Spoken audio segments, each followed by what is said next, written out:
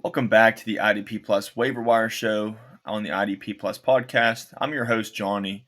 Of course, I have linebackers, defensive backs, and defensive linemen for you to pick up for your Week 4 matchups to help you win. Let's get right into it.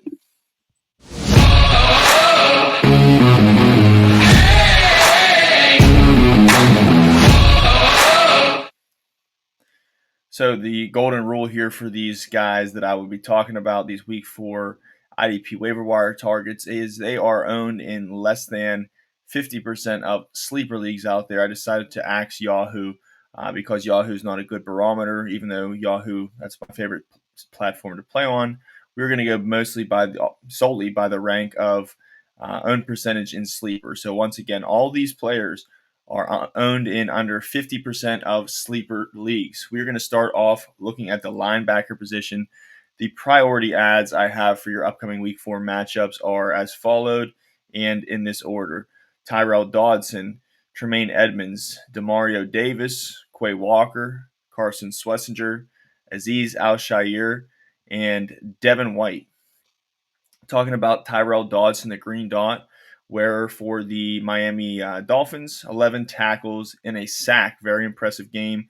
Week 3 versus Buffalo, probably the highest scoring IDP that was in your league as a linebacker this week.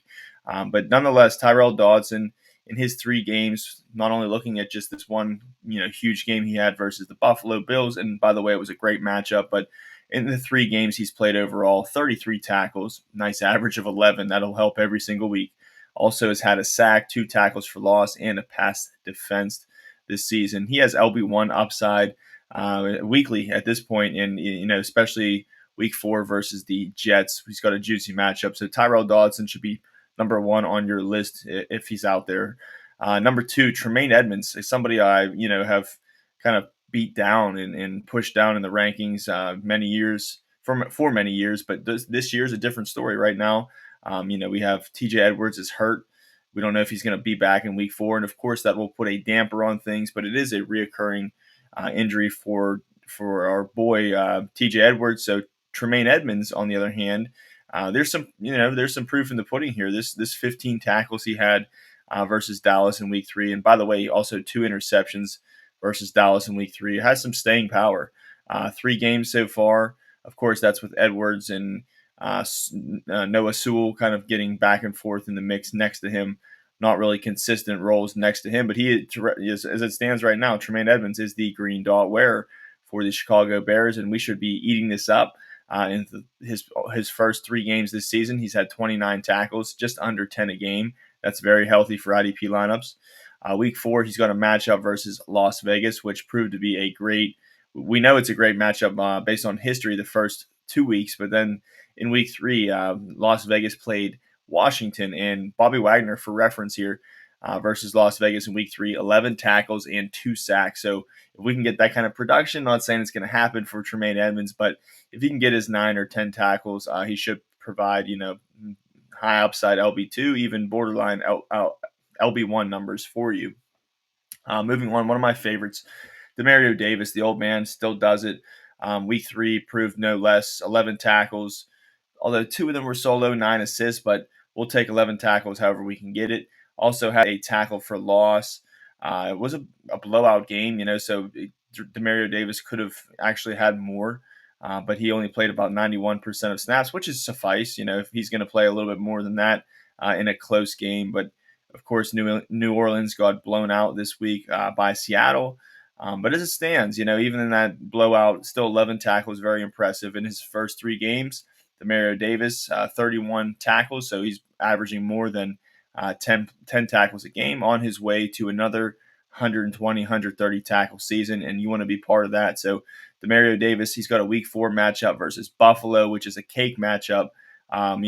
Probably for I know I'm kind of making these rankings based on season long, but if I'm just looking at matchups, Demario Davis, you could say, is even above Tremaine Edmonds. I think Demario Davis is the guy there. Of course, they have Pete Werner, who kind of outperformed him this week, but I still prefer Demario Davis in this matchup with Buffalo. I'm sure that, if I'm a betting man, I'm putting more than 10 tackles for Demario Davis. So love him a lot too. Next guy is Quay Walker. Quay Walker, we kind of bashed him. We said that Edgerrin Cooper was going to be the main guy, and he kind of has. But Quay Walker, when it comes to big plays especially, but Quay Walker, how I expect this to pan out is Quay Walker quite possibly could out tackle Edgerrin Cooper, but I think Edgerrin Cooper, his sack prowess, big splash play, he probably is going to, especially in big play scoring, going to have more points at the end of the season. But Quay Walker, if you're, in a tackle heavy league, he might be, if not even, but if not the better play. Quay Walker, 14 tackles, 6 solos, 8 assists versus Cleveland in an upset loss for the Green Bay Packers in Week 3. But most importantly, the first 3 games for Quay Walker, 31 tackles, so averaging over 10 tackles a game. Also has 2 tackles for loss and a pass defense. We don't get caught up on the no sacks, no interceptions. That's not really the type of player Quay Walker is. But any linebacker that can give us 10 or more tackles a game is very valuable. And we've seen Quay Walker kind of have this staying power before. So I think this is real by Quay Walker. Nice compliment to Edgerrin Cooper there. Both great linebackers, and it just depends on your scoring. But we know Edgerrin Cooper's not out there on the waiver wire versus Quay Walker is. And Quay Walker's got a Week 4 matchup versus Dallas. Don't love the matchup, but then again, we just saw Tremaine Edmonds have 15 tackles versus Dallas. So, hey, anything's possible. Quay Walker averaging over 10 tackles a game. Keep riding him. Next is finally to see him break out. Carson Swessinger. I have about 6 or 7 IDP leagues. I did drop Carson Swessinger in one of them that was deeper. I'm sorry, that was shallower, but I already regret that. First 2 weeks, I thought maybe the defense was playing more man-to-man, schemes, and that was kind of hurting Swessinger's breakout appeal. And maybe that was the case, but for whatever the reason here, in a great comeback win versus the Packers, I thought, this was going to be a great matchup for Carson Swessinger. I was starting with confidence. I figured that Cleveland would be down in this game, and Green Bay would be running it down their throat with Josh Jacobs and company, and that kind of was the case. We got a little sprinkle with a cherry on top, with the sack on Jordan Love too. So Carson Swessinger back to it in Week 3, 10 tackles with a sack. 7 of those were solos, 3 of those were assists. It was kind of nice to see that switch. Carson Swessinger was getting mostly assisted tackles, and this one he doubled his solo to assist ratio. So that was a beautiful game for Carson Swessinger. Hopefully more of this to come. But as it stands after Week 3, 3 games down for Carson Swessinger, 23 tackles and a sack. So just not quite 8 tackles a game, but just under. So that'll play for Carson Swessinger. We expect the rookie to eat, especially the further he gets into his rookie campaign. In Week 4, he's got a great matchup versus Detroit. Not to say that Detroit is going to run the ball 100 times or 40 times like Atlanta versus versus Minnesota last week, but I do expect once again Detroit to be up in this game. And that's why we like Carson Swessinger. A big part of it, why we like him so much, is we just like bad teams. We like linebackers on bad teams. And nonetheless, with my next guy too, Aziz Al-Shaair, good linebacker, good tackling linebacker on a bad team.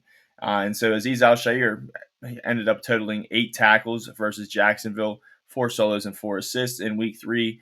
On the first 3 games, 25 tackles, and a forced fumble, so averaging more than 8 tackles a game for us. And I know Aziz Al-Shaair, some of us had that hope, myself included, that he was going to be like that low-end, LB1, and that might still be the case. And he might get right here in Week 4 versus Tennessee. It's a good opportunity for him to garner tackles versus the Titans. So Aziz Al-Shaair, he might be floating out there, definitely underappreciated, under-owned right now. Next guy, maybe you can have higher on the list, but the snaps were down to 70, I think 71%. I'm not sure exactly why they came down and not stayed the same. As Pete Werner. His snap count seemed to be going up the first 2 weeks. I understand it was a blowout, so I know for sure that had something to do with it, but just that it was much closer. It was like 81 to 84%, I believe, the first 2 weeks, and now we see it dip down to 71. But then again, the Saints were getting blown out, but the efficiency, we're not going to complain about that with Pete Werner. 13 tackles versus the Seattle Seahawks in Week 3. And overall, Pete Werner has been terrific. He's kind of returned to that breakout form that he had just, 1 or 2 years, actually 2 out of the last 2 years. Just kind of injuries have derailed that. But Pete Werner has gotten back on the schneid here. 27 tackles and a sack over the last 3 weeks, so averaging 9 tackles and does have a sack. That's a great stat, something to keep you sleeping at night. Get good sleep at night with that. Week 4, he's got that cake matchup, just like Demario Davis versus the Buffalo Bills, and I hope the Buffalo Bills, I think they'll run it down their throat. And Pete Werner, we're looking at another 9 or 10 game, 9 or 10 tackle game, and like I said, Demario Davis I do prefer over Pete Werner, but Pete Werner may have the higher upside when it comes to splash plays, forced fumbles, sacks, that kind of thing. I do believe in that, but Demario Davis probably is the surer tackle. But this week 3 goes to show you that any given week, Pete Werner, especially when he's healthy and he's active and getting around the ball, he can have a higher upside than a lot of these guys, nonetheless, just of Demario Davis, but a lot of these guys on this list. Next is going to be Mack Wilson. It seems to be real this breakout season. I doubted it. Still doubt that it's going to go the whole season long. This is somebody that maybe he just never had a chance to do it before. We've seen him, I don't believe he's ever gone over 100 tackles, but we have seen him be the linebacker for teams before. And Mack Wilson, 28 tackles over his last 3 games. He had 12 tackles in week 3 versus San Francisco in a great, it's great splits to him for the first 2 games, 4 solos, 4 assists. Here in week 3, 6 solos, 6 assists. So he's getting it done. He's just around all the tackles. Isn't necessarily the first one there, but he'll help clean it up, no doubt. So you love to see that. And it was a great matchup versus San Francisco in week 3. Part of the reason why he had why he had double-digit tackles. But he's even going to get probably a better matchup in week 4 versus Seattle. So hopefully Kenneth Walker and company is up on the Arizona Cardinals. If you're a Mack Wilson owner, you're hoping for that. And hopefully Mack Wilson can get another 10 tackle or more game, and that would be nice to see some more consistency here. But Mack Wilson, this is starting to creep into the high upside LB2 rankings, and we're just in week 3. So if this stays consistent, we might be talking about him as a rock solid LB2 or maybe even better. And last but not least for my priority ads, and then I'll go into some honorable mentions too, is going to be Devin White. Devin White, 6 tackles in week 3, 3 solos, 3 assists. It was a little bit of a down week for him. I think game script had something to do with that. Also had 2 tackles for loss versus the Washington Commanders in week 3, like we said. Overall, though, the numbers have been impressive. Devin White, I'm sure if you roster him, you were looking for a better output than 6 tackles. But nonetheless, over the first 3 games, Devin White has averaged over 8 tackles a game with 25 combined tackles and 4 tackles for loss impressively. And Devin White's going to get a week 4 matchup, decent matchup versus Chicago. Chicago's not really like a team that like Green Bay that's going to run it down their throat as much. They're still trying to find their footing with Luther Burden, these Colston Loveland, all these wide receivers they have. So don't love the matchup, but Devin White seems to kind of be that guy at this point. And it's not like, snaps came down or other people were outperforming him. Jermaine Pratt had less tackles. Landon Roberts, I believe, had less tackles as well. So Devin White still, as of right now, things could change, especially somebody who's a little bit, not proven, like a guy like, Tyrell Dodson or Demario Davis. But Devin White, I think, is going to hold down the number 1 linebacker, their job there for IDP. We'll come back to actually, we'll go ahead and do it. Others to consider. We'll stay in the linebackers before we go to defensive backs, and I'll just go all the way through with this. So other linebackers to consider. These guys aren't like the priority ads, and I'll explain my case. But you might think for week 4 I'm tripping, and Ivan Pace actually should be a priority ad for week 4. But as a whole, when Blake Cashman comes back, when the bye week gives time to heal, I don't know that after the bye week and when Cashman returns, Ivan Pace is going to be that must-start player. But, of course, like we said, anytime Blake Cashman gets hurt, it seems to be the Ivan Pace show. In these first two games without Cashman has been no different. Ivan Pace, 12 tackles versus Cincinnati in a blowout where he was only playing like a little bit north of 40 snaps. 12 tackles, so impressive. Ivan Pace, he doesn't need 70, 80 snaps to get his. He can be a walking bomb at any given time, just like in week 3 in that blowout versus Cincinnati. But More importantly, over the last 2 weeks, 22 tackles, averaging 11 tackles per game. Can't really argue with that. Moving on to the next guy, Christian Roseboom. Is definitely could be make a case for a priority ad, and I think that's a sneaky get. If next 2-3 weeks he's going to have 8-9 tackles a game, we're probably putting him on the priority ads list. But right now he's just a little bit slept on, and the production has been a little bit inconsistent. But in week 3, here we are back to his old ways.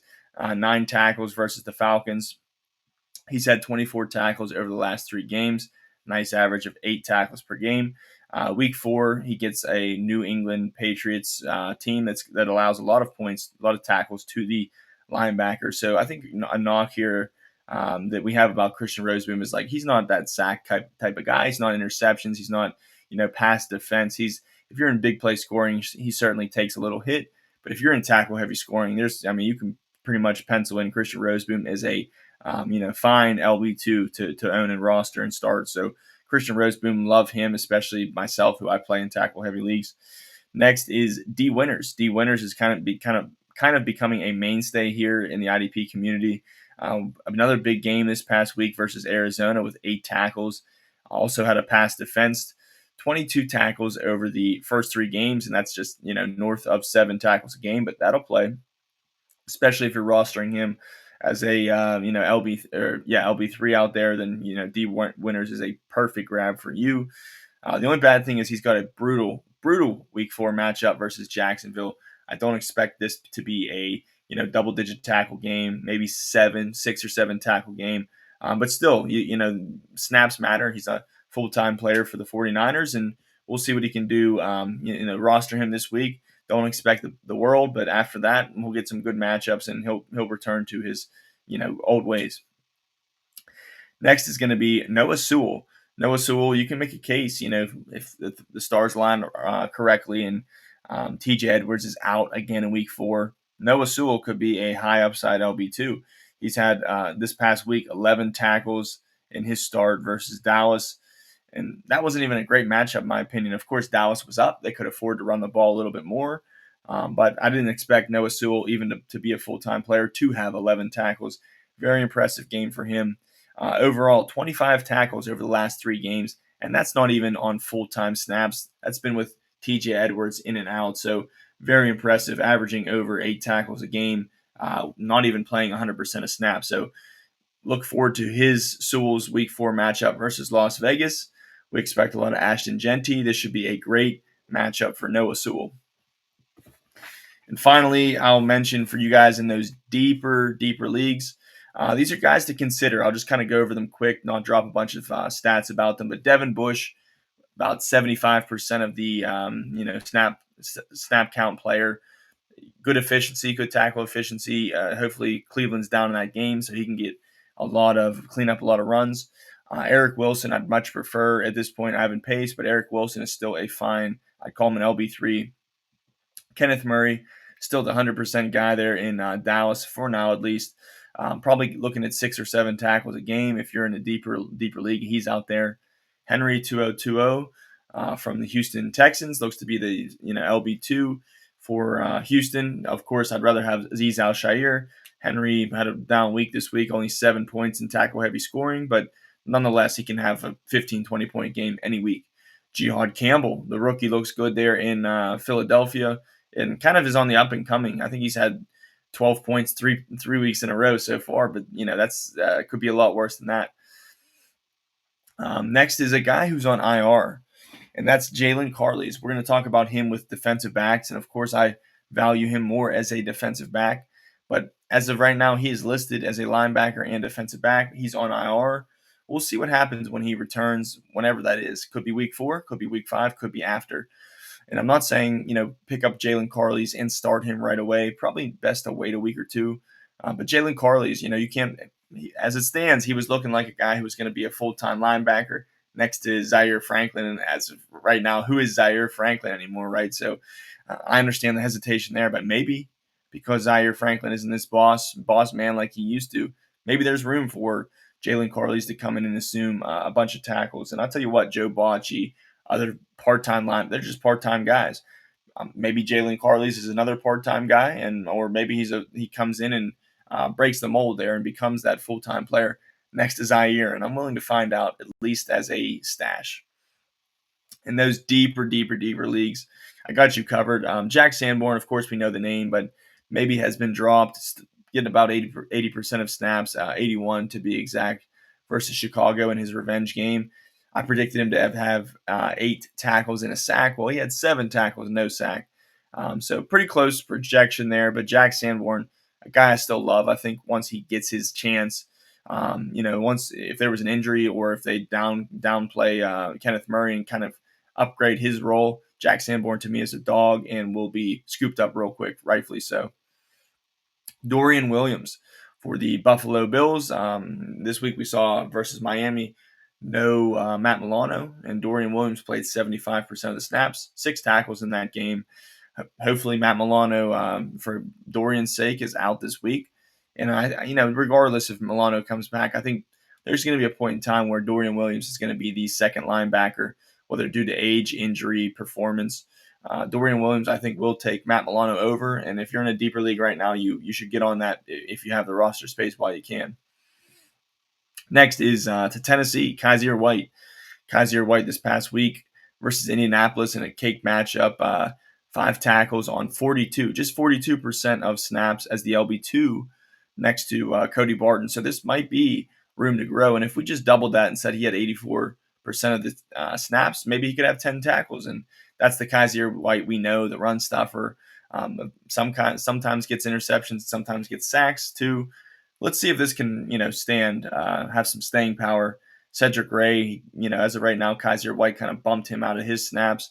I'm not saying, go start Kyzir White and expect 8 to 10 tackles like he's on the Cardinals. That's last year. That's in the past. But let's see. Kyzir White, at least we know the name. We know what he's capable of. Who knows? Maybe he could be the better tackler, higher tackle upside than even Cody Barton. So we'll see with Kyzir White. At least monitor him. And finally, this is for all you guys that said I'm not going deep enough on this, and that's Drake Thomas. Drake Thomas is for the Seattle Seahawks. And, of course, they were up, 30, 40 points on New Orleans, and that's probably why Drake Thomas got in the game. But nonetheless, he had 5 tackles. And Tyrese Knight, I think he only had 4 or 5 tackles this week. Tyrese Knight had a down week in our IDP lineups. And, again, the Seattle Seahawks were blowing the Saints out, but Tyrese Knight was, when Drake Thomas came in on early downs by third down, the fact that Drake Thomas was in on early downs is impressive enough. For third downs, Tyrese Knight got moved to the, defensive line on most of third down. So that's kind of telling to me. Drake Thomas is somebody definitely to watch. If you're in those deep sleeper leagues where you pick up, you're hoping on a prayer that somebody gets more snaps. I think Drake Thomas and Kyzir White are your guys. Moving on to our defensive back position, we're going to start by looking at priority ads here as well. Actually, we'll start off by looking at graduates. Some guys who I had mentioned before who have graduated. Time is of the essence. If you missed it, I'm sorry. But nonetheless, go check if these guys are out. I'm not talking about them anymore after this, just mentioning their name. Trayvon Merrick has graduated. He's flipped his tassel. Talanoa Hufanga, we'll be done talking about him. Cooper DeJean, just too high of own percentage for these guys. Jordan Battle and Minkah Fitzpatrick, which takes us to our priority ads. Number 1, Tyke Smith. 2, Cam Curl. Jamari Conner, Deshaun Elliott, and Jalen Carlys. So Tyke Smith, number 1 on the list here, just making the cusp here. I do expect him to, probably graduate next week from this list. But Tyke Smith, another solid game, a little bit, unspectacular compared to how he started off in week 1 and week 2. But did, from the safety position, 7 tackles versus the Jets. Very healthy game. He's had 24 tackles, 2 tackles for loss, and 2 pass defense over the first 3 weeks of the season. In week 4, he gets Philly, which on paper isn't a great matchup. But, we just saw Cam Curl, another guy who I'll mention next, with 9 tackles versus Philadelphia. So anything can happen. We'll see what the game script calls for. We'll see who Jalen Hurts is next week. Is he a thrower? Is he gonna run? And at this point, before in the I did talk about highly touted Tyke Smith is one of my breakouts at defensive back, so victory lap there. But I said back in the preseason, I wouldn't call him better than Antoine Winfield by any means, but it's starting to get to that point where Tyke Smith. At this point, I would have Tyke Smith already in week 4 over Antoine Winfield. So if you have Winfield, unless you're in a big play scoring, we're getting 8 points a sack, something like that. If you're chasing tackles, Tyke Smith is the guy here. Next guy, Cam Curl, baller, defensive back 1 right now. Maybe even more sturdy of a consistency as far as tackles than Tyke Smith. Doesn't have exactly the huge upside like Smith, but you can make a case you'd rather have Cam Curl. 9 tackles versus Philly. Like I said, it wasn't a great matchup on paper. Game script kind of helped that. But in the first 3 games, 26 tackles, a sack, and 2 tackles for loss. In week 4, we get a cake matchup versus Indianapolis. So I think Cam Curl is squarely on the defensive back 1 map. Jamari Conner, a little bit of a letdown in an ugly game versus the Giants week 3. 5 tackles versus the Giants, and that was not even a good matchup on paper. But things are going to get better. He's going to return to form. Jamari Conner, still 28 tackles over his last 3 games and a forced fumble. In week 4, he's going to get the Baltimore Ravens, which I think is much more sustaining drives. Not that it's a great matchup, but I think Baltimore, and Lamar Jackson and company is going to get Jamari Conner a lot of more upside in this game, more consistency. First cornerback on the list, Zion McCollum for the Tampa Bay Buccaneers. 9 solo tackles versus the Jets, 9 total, 9 solos. Very impressive. Anytime you have a cornerback, kind of like a Dax Hill effect last week, somebody getting 9 solo tackles in a game, you take heed to that. Not even stopping there. 24 tackles for McCollum over the last 3 weeks. In week 4, he's going to get a Philadelphia, again, middle of the pack, maybe a lesser matchup, but Zion McCollum, definitely somebody to pick up if you are starting a cornerback, especially in a deeper cornerback league. But even if you're just going to monitor him, based on the rough matchup, that's kind of what I'm doing too. But as a defensive back, Zion McCollum is earning that respect to be considered even at the defensive back safety position. Next, going back to LA, is Cam Kitchens. Cam Kitchens, more of the free safety there, which kind of scares me. But if he keeps ripping 7 tackle games, that's going to provide consistency and put us at ease. And that's what he did in week 3 versus Philly, 7 tackles. Hey, he's averaging 7 tackles right now, 21 tackles, 2 pass defense over his last 3 weeks. In week 4, again, that cake matchup versus Indianapolis. So the Cam, if you have the Cam duo there, Curl and Kitchens, nothing wrong with it. You're going to get yours one way or another, or maybe even both. So, Cam Kitchens, I still prefer Cam Curl, but I'd still, want to get in the kitchen too and see, have both of these guys on my team. So respect Cam Kitchens a lot, up and coming player. Not saying, next week he's going to have 7, 8 tackles. He might have 2 or 3. Again, Cam Curl is the more consistent player, but Cam Kitchens is deserving his too, and he's probably out there more available too. Finally, actually 2 other guys for my priority ads. Next is going to be Jordan Lewis. Jordan Lewis, cornerback for the Jacksonville Jaguars. 4 tackles, an interception, 2 pass defense, and a tackle for loss. Filled up the stat sheet week 3 versus the Houston Texans. 17 tackles so far this season in 3 games, 2 interceptions, fumble recovery, 6 pass defense, so averaging 2 pass defense a game, and a tackle for loss a game with 3 total over the last three games. In week 4, Jordan Lewis gets another great matchup with the San Francisco 49ers. So, again, if you're starting to 1 defensive back, probably not considering him. But if you're in a league where you start a cornerback or 2 or 3 defensive backs, Jordan Lewis is definitely overlooked. Next is a rookie, Xavier Watts. Xavier Watts from the Atlanta Falcons had a great week 1, did barely anything week 2 in the tackle department. I don't think had a tackle in week 2. Week 3, 9 tackles. It seems like a hit or miss type of player right now. Hopefully a swing and make contact for week 4. But 9 tackles versus Carolina in week 3. I don't think that's going to be a norm for him, 9 tackles. But he is a very versatile player. Is that big splash play kind of hitter too. So Xavier Watts, if he can perform, 5, 6 tackles and have those splash plays, he's going to be worth it in deeper IDP leagues. 17 tackles so far in his first 3 games, interception, 3 pass defense, in week 4. Gets a Washington Commanders matchup, decent on paper, but who knows? Maybe Jaden Daniels is back, throwing the ball more, and Xavier Watts can add another good game to his collection. Other guys to consider are going to be number one, IR stash out there. We're talking about guys coming off IR. One guy coming off IR, the other one coming off just an injury. Jalen Karlaftis. This is where we really want Karlaftis.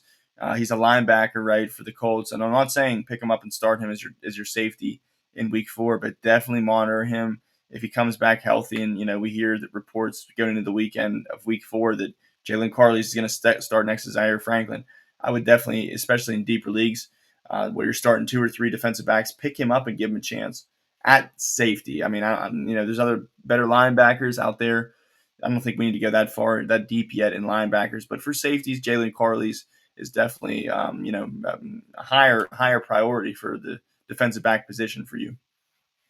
If not Jalen Karlaftis, if you're looking to stash somebody, Deshaun Elliott. To me, I would rather have Deshaun Elliott on my team. I know who he is. He had 6 tackles, not even a half, versus the Jets in week 1.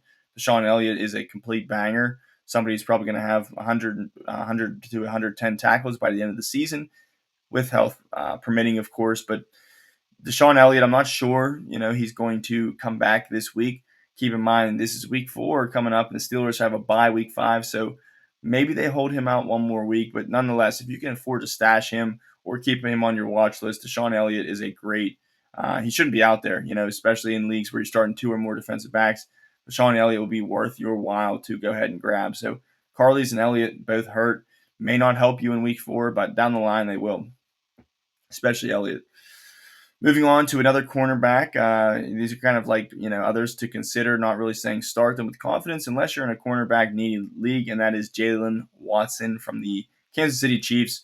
We just saw him versus the New York Giants, 7 tackles, an interception, and 2 pass defense on Sunday night. And furthermore, on the season as a whole, Jalen Watson, 22 tackles, an interception, 3 pass defense. So really, you're looking at a cornerback that gets you over 7 tackles a game and a pass defense consistently. So tough to find that. And I do think in those cornerback needy leagues, especially Jalen Watson, I would pay heed to. Next is Jalen Thompson for the Arizona Cardinals. 6 tackles versus San Francisco. It was a little bit light in the box score compared to the weeks before, but still, even with those just 6 tackles, and that's from a defensive back position, 6 tackles is sturdy. Jalen Thompson, 24 tackles on the year, average of 8 per game, and a pass defense. The only thing I'm a little bit worried about him, I had more confidence in him this time last week than I do right now. What's his name? Dadrian Taylor Demerson, the other kind of third defensive backs, safety, you could say, kind of took a little bit of snaps away. I think Jalen Thompson was kind of playing cornerback a little bit, maybe slot cornerback. I'm not sure the alignment yet. I didn't see that. It's early, but I do know that the stats were a little bit affected. And if you look at, Dadrian Taylor Demerson, his stats were a little bit inflated. So maybe that was a little bit of give and take there for Jalen Thompson. So I'm not going to say go rush to the wire and start him. I started him in a couple leagues and kind of got burned by the just 10 points, but 10 points for a defensive back is not going to kill you. You'll take that all day. But some guys do I think maybe have a higher upside that, you could consider. Definitely number one is Tyler Nubin. They've used him in New York as a kind of like a cornerback, slot cornerback, free safety everywhere, man. It's kind of getting sloppy for Tyler Nubin. I just want him at that box strong safety role. As it stands right now, back-to-back 5 tackle games for Nubin, 5 tackles and a tackles for loss versus Kansas City this past week in week 3, 16 tackles on the year with 2 tackles for loss. So just averaging over 5 tackles a game. I expect a lot more than that from Nubin. Hopefully it comes to fruition. I dropped him in a couple leagues, not so deep defensive back leagues, and you can too if there's other guys on this list that you like too, and maybe it comes back for Nubin, maybe it doesn't. I'm not exactly sure, but we can't sit around and wait forever. But just saying, if there's a 20-point game by Tyler Nubin and we look at the alignments and he's back to his box safety role, the sky's the limit for him. Finally, on my others to consider before we go into deep plays is Xavier Woods. Xavier Woods still going to pay your respect. We've seen this guy in a couple years. He's a vet. He's over 30 now, but we've seen him a couple times go over 100 tackles, and we got to pay heed to that. This past week versus Indianapolis in a great matchup, sure, but still had 5 tackles and a pass defense. And Xavier Woods overall started the season a little bit slow, but we can see him, be secure for us in those tackle departments. 3 games, 13 tackles, an interception, and 2 pass defense. So just over 4 tackles a game. Nothing to write home about. But if you're looking for that guy to get you 8 to 10 points and not kill you, I think Xavier Woods is that type of player. Now we'll talk about some deeper plays. Not only talking about production, because I think some of these guys can outproduce some of the others to consider.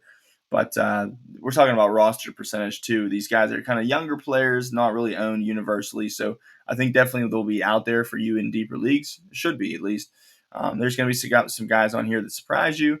Maybe you haven't heard of before, but they have some upside, especially number 1, Marquise Siegel for the 49ers. Started him in a couple leagues this week and did pretty well. Jonas Sanker for the Saints didn't really have a great week. Last week, a little bit worried. He was playing pretty deep with the alignments in his first game since I think Justin Reed went out and Jonas Sanker took his spot. So we'll see more consistency with him. But Jonas Sanker's a fine young player. Maybe consider him, even though he didn't do too hot this week. Of course, blowout game didn't help too. Amani Hooker, Xavier Woods' battering mate there.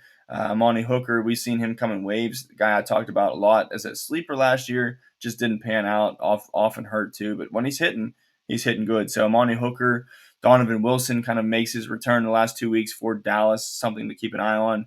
Never a huge upside guy. I was never really high on Donovan Wilson, but when you're getting 12, 13 points, that'll do. Cole Bishop is somebody who I easily could see ascending on this list. Cole Bishop, I think, he has all the upside in the world. Is he going to get those snaps? And we know he's going to make the tackles when they're in front of him. So Cole Bishop, it's just a matter of time with him.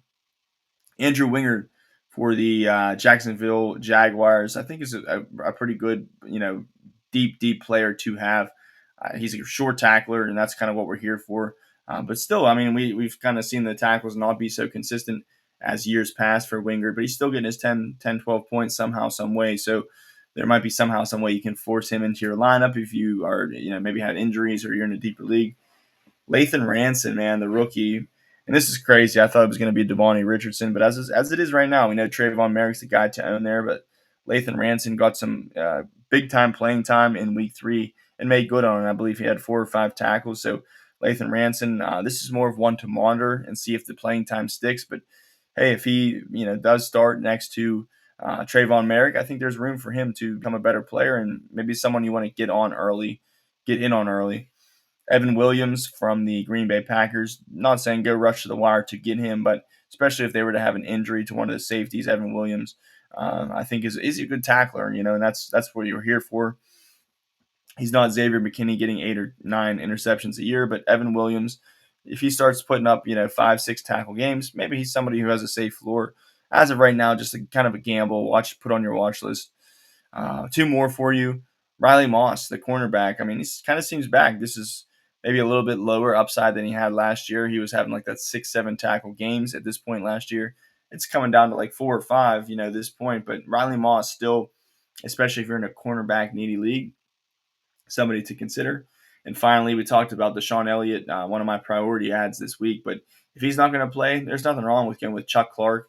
Maybe holding them both if you have Deshaun Elliott, maybe handcuffing him with Chuck Clark for 1 more week, maybe 2 weeks, with the bye week. But nonetheless, that's if you're in a deep league, Chuck Clark may still be out there.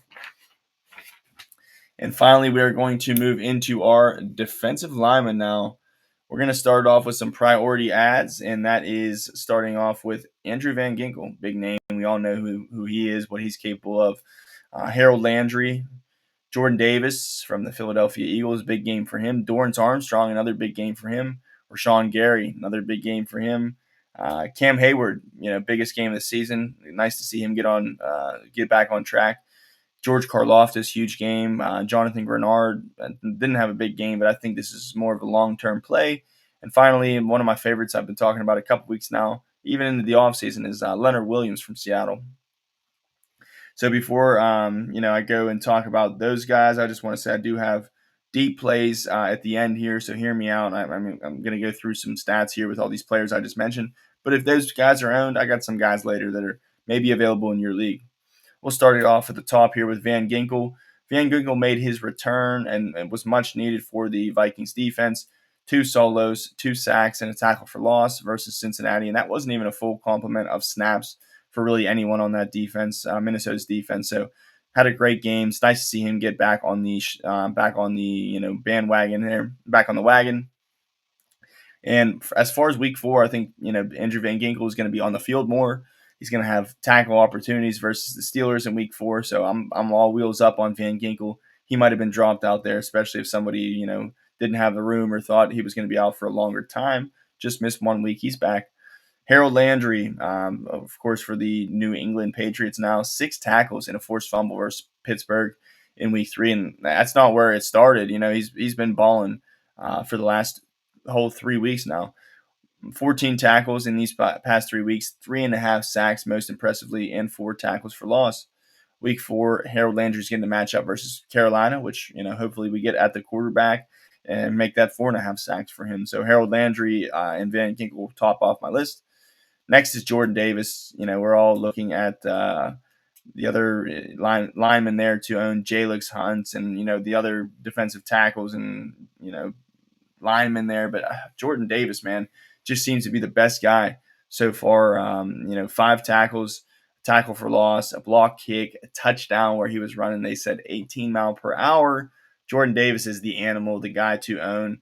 In that front line right now, to me at least, and maybe this sticks. Maybe it's for the rest of the season, so get in on it now while it's still there. Big game versus the Rams. Not only did he have the block kick, ran it back for the touchdown, 18 miles per hour. He was on one. But Jordan Davis, overall, this wasn't just a fluke game. He's had now in his first 3 games over 5 tackles a game, 16 tackles, 2 tackles for loss, a pass defense, a block kick, and, of course, a touchdown. And we're not really looking at those touchdowns and saying, oh, he averages, 10 points a game. Of course, that influences it. Let's just basically take it away. But nonetheless, I mean, the fact that you can run like that, who knows? Maybe that's additional tackles on the defensive side for him. So it's nice to see somebody that can scoop it and score and block a kick at any given time. So Jordan Davis is definitely, to me, the guy to own there is that I want on that Philadelphia defense, kind of safe tackle floor, not really hunting the 2 tackles or nothing kind of players. And Jordan Davis seems to be well-rounded at this point. Week 4, he's got a matchup versus Tampa Bay, decent. Hopefully Tampa Bay runs the ball a lot with Bucky Irving. They have Mike Evans hurt right now. Chris Godwin, who knows if he's coming back. So, that would be best case scenario for Jordan Davis to just kind of like soak up the tackles there from running the ball. Next is, and you can make a case for this guy to be top of the list here, Dorance Armstrong. Third game with a sack in a row. 5 tackles in this past week, a sack and 2 tackles for loss versus Las Vegas. Again, three sacks, 3 games for Dorance Armstrong. He's proof. He's consistent now. He's proved his consistency. He's definitely somebody who probably graduates from this list next week. But Dorance Armstrong, we've seen this before. We were just 1 year late on the breakout. We expected it last year, but here it is this year. So that's nice. This is real. 15 tackles in his first 3 games, 3 sacks in his first 3 games, 4 tackles for loss as well. And week 4, he's got a matchup versus Atlanta. We know they like to run the ball. That's great news. And Penix has been sacked 4 times. Hopefully we'll make it 5 and 6. One of those coming Dorance's way, and then extend that sack streak to 4. Next is Rashan Gary. Rashan Gary, great production so far. You could make a case for him to be number 1 on this list. To me, it's like the tackles going to really be there. But hey, they were. Again, this week, anytime you get 3 to 5 tackles from a defensive lineman, in this case, Rashan Gary got 3 with 2 sacks, though, and that's the biggest part of his game as it seems right now. 3 tackles and 2 sacks versus Cleveland in week 3. Another huge game for him. He's combined for a total of 13 tackles in his first 3 games, over 4 tackles a game. Terrific. And he's had 4.5 sacks, so that's what you hang your hat on right there. Rashan Gary, almost 5 sacks in 3 games. That's incredible. As it is right now, he's averaging a sack and a half per game. So Rashan Gary, great, defensive lineman to get. Check if he's out there. He might have got scooped already. He was a popular breakout player, but still, in addition, has also 2 tackles for loss. So week 4, he's going to play Dallas, and Dak Prescott has been sacked 5 times in 3 games. Maybe Rashan Gary can make it 6 and 7 right there himself. Next is old man reliable, old consistency. Obviously I'm in Pittsburgh. I root for this guy, but Cam Heyward, there's nothing wrong with starting Cam Heyward. Yeah, he's older. Yeah, he's not playing, the full amount of snaps he used to, but Cam Heyward can have games like this any given week, and he has a nice tackle floor. Cam Heyward in this particular game versus New England, we saw that big forced fumble on the goal line, but also had 6 tackles, a sack of that aforementioned forced fumble, and a pass defense. First 3 games, 14 tackles, a sack, forced fumble, 3 pass defense, tackle for loss. What isn't this guy doing? In week 4, Cam Heyward's going to get the Minnesota Vikings. Hopefully, Minnesota can be on the offense a little bit more than they were versus the Bengals this week, and of course, I do think they will. Jordan Mason looked good. Keep feeding him the ball, and Cam Heyward maybe rack up the tackles, get another sack for Carson Wentz. Who knows? So, nonetheless, whether it's this week or season long play, Cam Heyward's a good pick.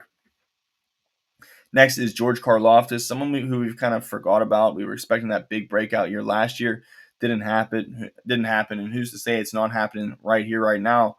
10 tackles Sunday night game versus the Giants with a sack, and also with 3 tackles defense and a pass, 3 tackles for loss and a pass defense. Excuse me. Big game for Karlaftis in that week 3 matchup versus the Giants. Overall in the season, 16 tackles, 2 sacks, 5 tackles for loss, and a pass defense in his last 3 games. Karlaftis is going to get a week 4 matchup with the Baltimore Ravens, which I think is a good recipe for him to. I mean, if he had 10 tackles and the Giants couldn't even really stay on the field, what's he going to have when Baltimore is coming into town? And I'm not saying he's going to have 10 tackles. We know if I'm a betting man, I'm betting on the under on that one. But George Karlaftis, maybe 5-6 tackles in that game, maybe a sack, maybe a couple tackles for loss. Bottom line, he's shown the ability to get in the backfield consistently. So Karlaftis, not a really consistent play at this point, but somebody who definitely has big upside. Swings for the fences, and maybe you want to swing for the fences with your IDP build, however you want to make it for week 4 or later. Next is Jonathan Greenard. Jonathan Greenard, didn't have a huge game, but I do think that those big games are coming. 3 tackles and 2 tackles for loss versus Cincinnati in week 3. Still a fine game, nothing wrong with it. It was a blowout. He wasn't on the field all that much. Overall, in his first 3 games, 9 tackles, a sack, and 3 tackles for loss in those aforementioned 3 games. Week 4, Jonathan Greenard is going to get a matchup versus Pittsburgh. I think this is a good matchup for him. One where he can get 3 or 4 tackles and maybe a sack or maybe a tackle for loss. So Jonathan Greenard, I think, as the season kind of paces on, he's going to be somebody who hits those sacks. Kind of a guy who gets them in bunches. There might be a game where he gets 2.5 sacks and he won't get one for another week or 2. Kind of have to live with that. He's a great best ball type of player. But in the right matchup, maybe starting here with Pittsburgh, I say at least for the tackles purposes, I think this is going to be somebody who you're going to be either picking up in week 4, week 5, or week 6. So might as well get on early if you have the room and if you need the help. And finally, one of my favorite guys to talk about. I just like these defensive linemen who can just have a safe tackle floor, and I'm not really trying to get burnt, 20 points or 0. I'd rather take the 8 to 10 every week. And that's the type of player Leonard Williams is from Seattle. This past week, 4 tackles, half a sack versus New Orleans. It was a great matchup for him, and he's going to get another great matchup versus Arizona next week. So Leonard Williams licking my chops if I'm getting 2 points to slow tackle, 1 point for assist. Yeah, go ahead, spend the money on Fab on big names out there. Go ahead, buy Nick Bosa in the first round. TJ Watt in the first. That's all fine and dandy. Leonard Williams, and also like Cameron Heyward. These guys pay the bills. These guys are grinders. They're not the household name that we like to have on our team, but Leonard Williams by the end of the season and Heyward too. Like somebody's going to have this guy on your team. Might as well be you for the low. So 15 tackles on the season in those first 3 games for Leonard Williams. Nice, average, nice clean average of 5 tackles per game. Leonard Williams also has a sack and a tackle for loss over the first 3 games. And finally, if you're in those deep plays, as if these guys weren't deep enough at defensive linemen, I have Quinn Williams, for the Jets. Pay attention to him. Had a nice bounce back week 3. Had a nice week 1. So maybe to have some consistency there, it's coming. Zach Sealer is another guy who kind of may be out there. And I know Zach Sealer is a big name, but he really hasn't done much in the box score this season. So Zach Sealer, maybe somebody had dropped him. Check to see if Byron Murphy, not the cornerback, but Byron Murphy for Seattle, the big boy, defensive lineman, defensive tackle, I believe, for Seattle. Check if he's out there. He's been balling this year, maybe only getting better. I mean, he had that high draft pedigree, so Byron Murphy, don't give up quite on him yet. Grover Stewart, Grover Stewart's a great source for stopping the run, great source for tackles for the Indianapolis Colts. He had a nice game this past week. Maybe check him out if you're in 2, tackle heavy leagues. Bryce Huff, he's, I believe, sacks back-to-back games now for Bryce Huff, and somebody who's bit us in the butt before as far as tackle consistency, but this guy can get sacks. And Nick Bosa, we hear he's not having a torn ACL, but what is the injury, and what's role does Bryce Huff have in replacing that? And finally, Josh Sweat. Josh Sweat has been having a nice season so far, nice week 3, and I believe it was a nice week 1.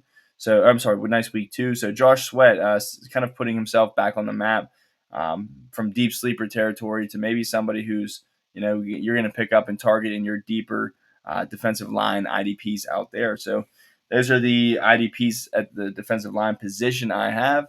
If you have any questions for me, that does wrap it up for this episode. But if you have any questions, I will get back to you. I check these comments, twice, 2-3 times a day. Any questions you have about matchups, about rankings, anything like that, keep it posted. Also on IDP Plus podcast, Axton comes out with rankings a little bit later in the week. Ricky and Sean have a start-sit show that they roll out there at Sunday morning. So also an IDP advice show that Ricky and Sean do middle of the week. I believe it comes out on Wednesday. So I don't have this is Sunday. I don't have all the information as far as box scores, alignments available right now. It didn't drop. So if not with me, you can always ask me and I'll get back to you on that. But if not, if you want to wait till Wednesday and, see Ricky and Sean, or wait till Axton's IDP rankings come out later in the week, no problem at all. But I appreciate you rocking with me. We will best of luck in your week 4 matchups. If any questions, any comments you got, drop them and I'll get back to you. And I appreciate your listen. Make sure you give us a like and subscribe. And I appreciate you as taking your time out to find my videos. So hopefully you like what I rolled out for you. And if I helped you out, please leave me a comment, and I would love to hear that. It keeps me going. Best of luck in your week 4 matchups. I am out of here. Until next time on IDP Plus podcast, it's Johnny. I'm out.